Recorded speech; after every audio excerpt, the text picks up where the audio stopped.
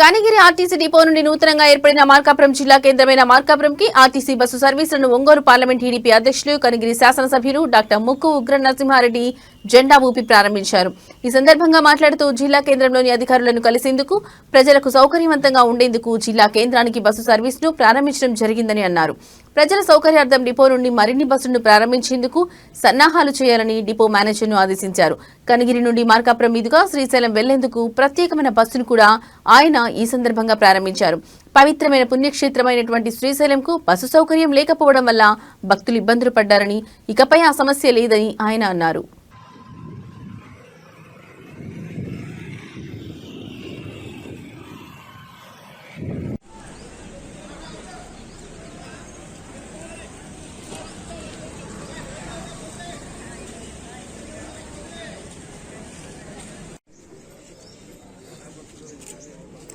వెనక్కి పోతే అందరూ పడతారన్న.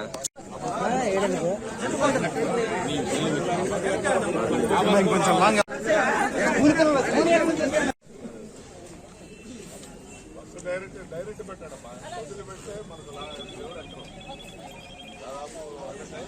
మళ్ళా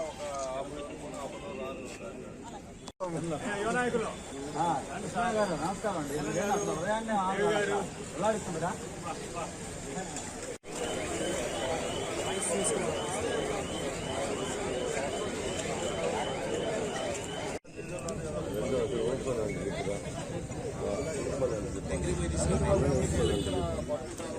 అది అసలు ఆడిన వెళ్ళిపోయింది.